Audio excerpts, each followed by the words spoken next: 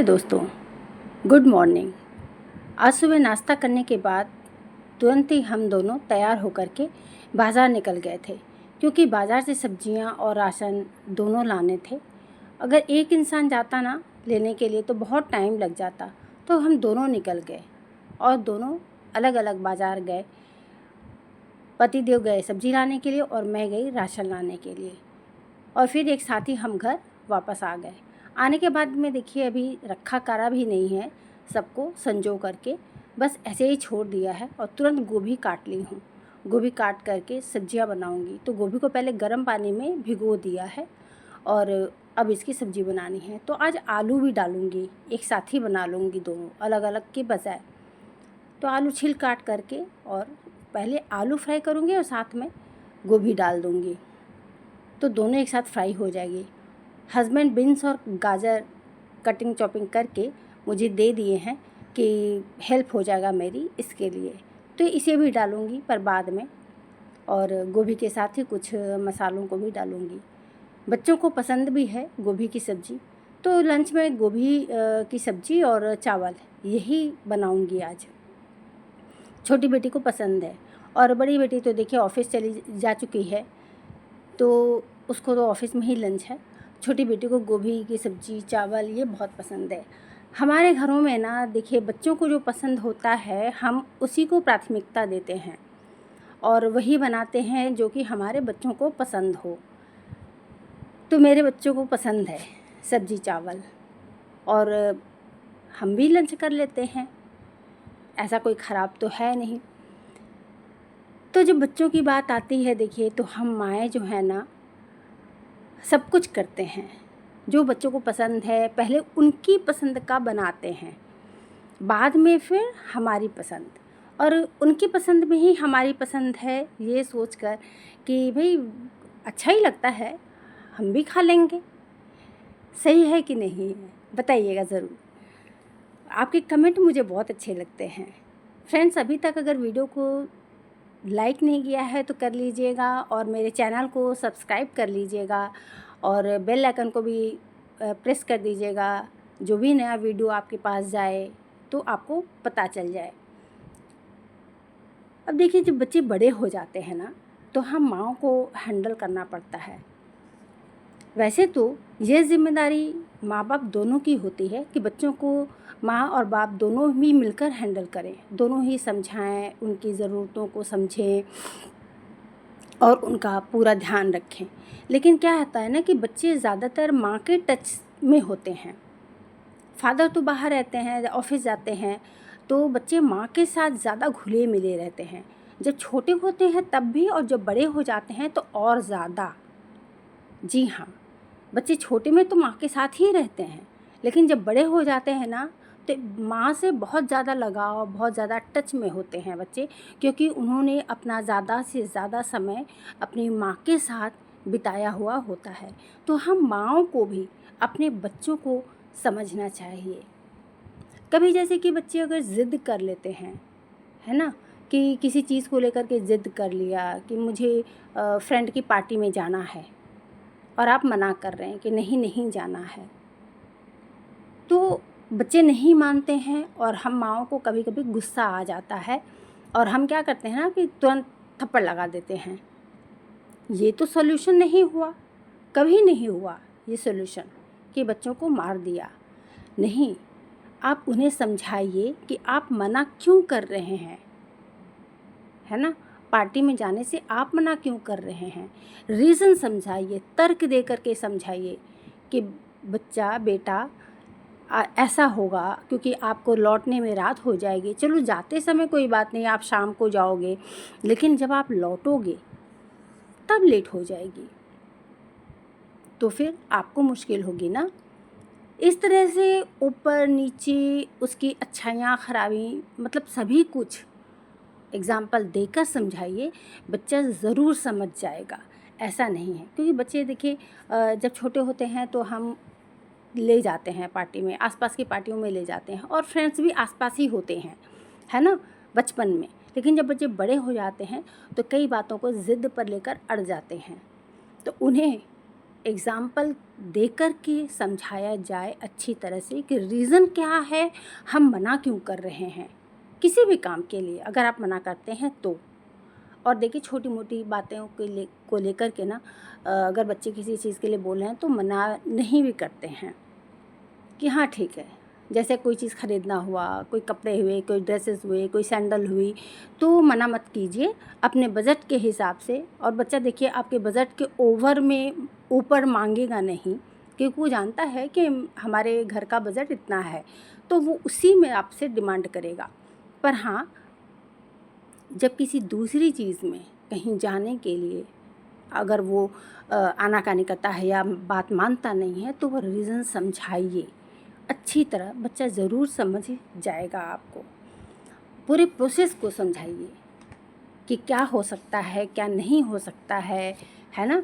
ये सारी चीज़ें। और देखिए, और जब बच्चे क्या है ना कि बड़े हो गए हैं और आपस में झगड़ पड़े हैं, अगर आपके 2 बच्चे हैं, मान लीजिए अगर आपस में झगड़ पड़े हैं, तो हम माएँ क्या होता है ना कि चलिए हम दिन में रेस्ट कर रहे हैं और उसी समय बच्चों ने झगड़ा कर लिया आपस में, और बहुत आवाज़ आने लगा, नींद खुल गई, आप उठ कर गए, तो आप जा कर के तुरंत दमादम बच्चों को पीट ढालिए, ऐसा भी मत कीजिए। अपने गुस्से पर थोड़ा कंट्रोल कर लीजिए, पेशेंस रखिए और आराम से उनसे पूछिए, क्या बात है? इतनी आवाज़ें क्यों आ रही हैं? आराम से पूछिए उनसे। और जब आपको रीज़न पता चले, ओके ठीक है, एक बच्चे को चलो तुम मेरे कमरे में चलो, आ जाओ, अपने बुक्स कॉपी लो, आओ मेरे कमरे में आ जाओ, तुम यहाँ पढ़ लो। दूसरे बच्चों को वहीं पर बिठा दीजिए, जिसको प्रॉब्लम थी उसको वहीं बिठा दीजिए, तुम यहाँ पढ़ो और तुम मेरे कमरे में आ जाओ, अपने कमरे में ले आइए। देखिए झगड़ा तुरंत ख़त्म हो जाएगा, है ना? तो इस तरह से बच्चों को अलग कर दीजिए ताकि बच्चों के आपस में झगड़ा ना हो। ऐसे क्या होता है ना कि जब आपस में भाई बहन हैं वो झगड़ा कर लेते हैं, तो अगर ये अक्सर चल रहा है, प्यार तो होता है आपस में, लेकिन अगर ये अक्सर चल रहा है भाई बहन का झगड़ा, तो वो एक दूसरे का नुकसान करने से भी पीछे नहीं हटेंगे। उनकी चीज़ें छुपा देंगे, जगह से हटा देंगे, या उनके मान लीजिए कि कपड़े गंदे कर देंगे या कपड़े काट दिए। कई बार ऐसा कई घरों में देखा गया है कि बच्चों ने आपस का मतलब जो सामान है वो बर्बाद कर दिया है। क्यों? उसको दूसरे को परेशान करने के लिए। और अगर मान लीजिए कि बच्चे नहीं समझ रहे हैं, आप समझा रहे हैं, तो आप अपना प्रोसेस छोड़िए मत। आप एकदम तैश में मत आ जाइए, गुस्से में मत आ जाइए। बच्चों को समझाने वाला जो प्रोसेस है ना, उसको जारी रखिए। और कभी भी अपने बच्चों में तुलना मत कीजिए कि हाँ देख अपने भाई को देख कितना अच्छा पढ़ता है, अपनी बहन को देख कितना अच्छा करती है, और तू है दिमाग में गोबर भरा है। तो इस तरह की बातें तो बोलिए ही मत। बच्चों में एक अलग सी बात आ जाती है दिमाग में कि मतलब मैं तो ऐसा ही हूँ, और फिर वो तो कोशिश नहीं करेगा आगे बढ़ने की। बल्कि अगर मान लीजिए कि बच्चों के मार्क्स कम आते हैं किसी जगह पर, तो आप बिल्कुल अच्छे से समझाइए कि बेटा हम तुम्हारे साथ हैं, हमारा पूरा सपोर्ट है तुम्हारे साथ। आपको कहाँ तकलीफ़ हो रही है, कहाँ समझ में नहीं आता है, अगर अच्छे ट्यूशन की ज़रूरत है तो वो बोलो, हम उसकी व्यवस्था करेंगे। तो बच्चा अपनी प्रॉब्लम आपको बताएगा कि हाँ मुझे यहाँ प्रॉब्लम है, उसका सॉल्यूशन आप ढूंढिए। बच्चे के मार्क्स कम आने में डांटना, डपटना, मार पिटाई करना ये अच्छी बात नहीं है। उसकी प्रॉब्लम को समझें, सॉल्यूशन निकालें, और उसको ये फील होना चाहिए कि हाँ मेरे घर वाले, मेरे पेरेंट्स हमेशा मेरे साथ हैं, उनका सपोर्ट पूरी तरह से मेरे साथ है। उनको ये लगे कि नहीं, वो अपनी तरफ से जितना कर सकते हैं पूरी कोशिश कर रहे हैं। तो आपका सपोर्ट ऐसा होना चाहिए अपने बच्चों के साथ। एक बच्चे का जब मार्क्स कम आता है ना, तो उसमें पेरेंट्स की भी बहुत हद तक ज़िम्मेदारी होती है। हाथ होता है कि बच्चे का मार्क्स कैसा आएगा, पेरेंट्स उसको कितना सपोर्ट किए हैं।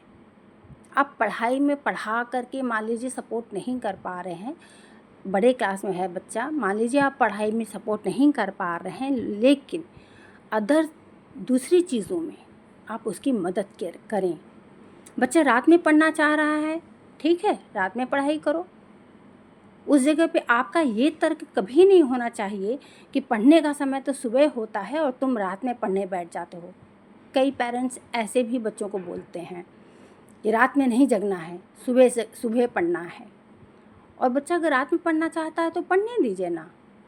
बहुत से बच्चों की हैबिट होती है, रात की शांति में आराम से पढ़ते हैं वो, और सुबह जब होता है तो सोते हैं। तो देखिए, समय को देखते हुए सब कुछ बर्दाश्त करना पड़ता है और आप उसी तरह से हैंडल कीजिए। आप ये समझ लीजिए कि मेरा बच्चा ठीक है, ऐसे ही पढ़ रहा है, ऐसे ही देखिए आप उसे।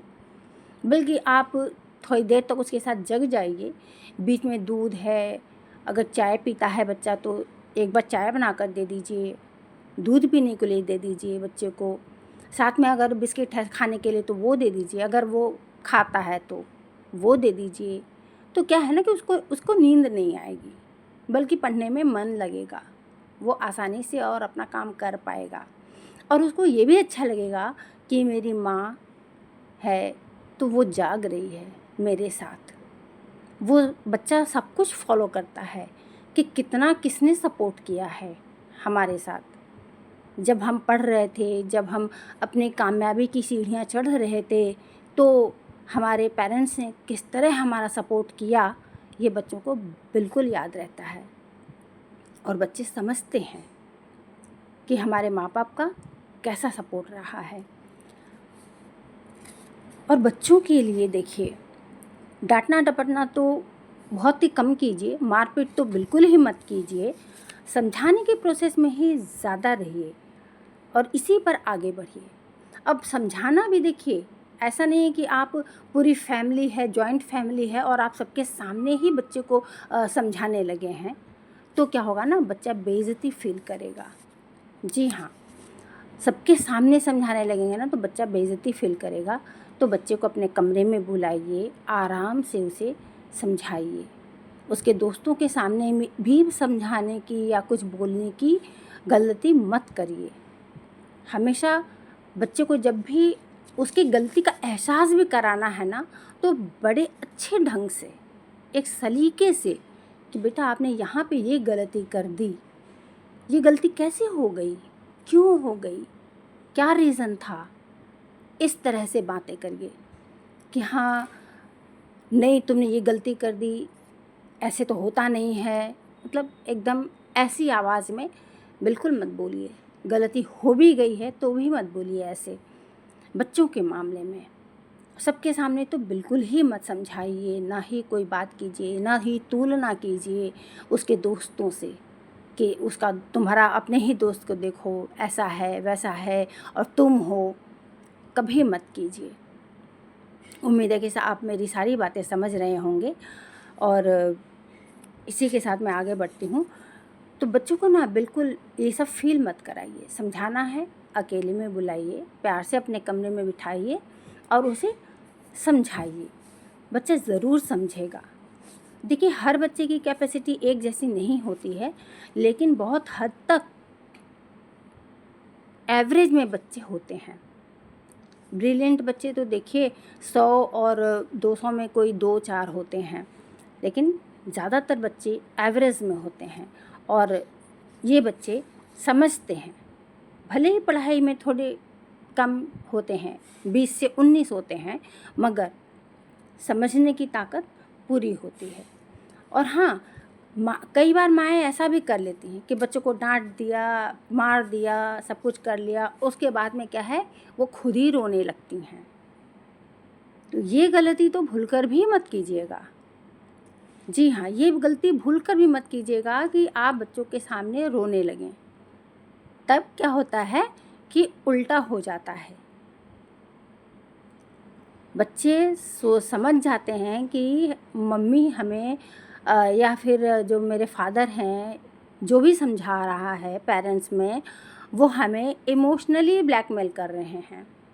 जी हाँ, वो ये समझने लगता है कि और अब और अगर आप ऐसा बार-बार करती हैं ना, तो ये तो बिल्कुल साबित हो जाएगा कि आप इमोशनली ब्लैकमेल कर रही हैं अपने बच्चे को। तो ये गलती भी मत कीजिए। तो देखिए, कई सारी बातें हो गई बच्चों के बारे में, और चूँकि मेरे बच्चे बड़े हो चुके हैं तो एक अनुभव सा हो गया है इन सारी बातों का। मैंने आपको पहले भी बताया है कि ये किताबी बातें नहीं हैं, मेरे ये अनुभव की बातें हैं। और तभी मैं बताती हूँ कि देखिए, बच्चे हमारे भविष्य हैं और यही हमारे अस्त्र-शस्त्र हैं जिससे हम दुनिया को जीतेंगे और खुशियाँ को भी जीतेंगे। सारी खुशियाँ बच्चे ही हैं जो कि अगर कामयाब हो गए तो हमें लाकर हमारे कदमों में डाल देते हैं। जी हाँ, बच्चे ही हमारे अस्त्र-शस्त्र और हमारी खुशियाँ सब कुछ हैं। तो फ्रेंड्स, बातें बहुत हो गई हैं, मैंने बहुत सी बातें आपको बता दी हैं, और अगर पसंद आती है तो मेरे चैनल को सब्सक्राइब ज़रूर कर लीजिएगा। और देखिए, शाम हो गई थी और मैंने जो अपना काम मैं जो सुबह नहीं कर पाई थी ना, मैं वो लंच के बाद थोड़ा देर रेस्ट करके और फिर अपना काम शुरू कर दी हूँ। तो ये मेरा कमरा खाली था। देखिए, जब हम जॉइंट फैमिली में रहते हैं ना, हमारे घर में मेंबर ज़्यादा होते हैं, तो हमें अपने हिसाब से काम करने को नहीं मिलता है। हमें उन सब के हिसाब से काम करना पड़ता है। ये बिल्कुल सच है कि आप अपने हिसाब से नहीं कर पाएंगे काम। अब देखिए, जैसे कि मेरे घर में है, लंच हो गया है और सभी अपने अपने कमरे में जाए। छोटी बेटी बच्चों के कमरे में जो है, छोटी बेटी कॉलेज से आई है, खाना खा के अब वो रेस्ट कर रही है। तो मैं अब वहाँ पे साफ़ सफाइयाँ नहीं कर सकती, डिस्टर्ब नहीं कर सकती, क्योंकि वो शाम को अपनी पढ़ाई करेगी और वो बिज़ी रहेगी, है ना। तो मैं उसे अभी अगर डिस्टर्ब कर देती हूँ तो वो शाम को फ्रेश नहीं रह पाएगी। मुझे इस बात का ध्यान रखना है। और दूसरा रहा मम्मी पापा का कमरा, तो वो लोग भी अभी लंच करके आराम कर रहे हैं, रेस्ट कर रहे हैं, तो उनके कमरे में भी मैं कुछ नहीं कर सकती हूँ, क्योंकि और सुबह के टाइम मैं बाज़ार गई थी, पहले ही आपने देखा है। तो अब करूँ क्या, मेरा कमरा खाली है, तो मैंने अपने कमरे की सफाई कर ली। चलो कोई नहीं, अपने कमरे की सफाई कर लेती हूँ, थोड़ी रेस्टिंग कर लेती हूँ, और 2 से 3 दिन के बाद में मेरे कमरे का नंबर आ ही जाता, तो कोई बात नहीं, आज अपने ही कमरे को साफ़ कर लेती हूँ मैं। और हॉल की भी थोड़ी डस्टिंग कर ली थी मैंने, और उसके बाद में आकर के अपने कमरे की सफाई कर ली। तो पंखे वंखे सब कुछ पोंछ करके और बस मैं एसी को साफ़ कर लूँगी। और एसी भी आज मैं साफ़ इसलिए कर रही हूँ क्योंकि इसके ऊपर की जाली गंदी हो चुकी है और इसे मुझे साफ़ करना है।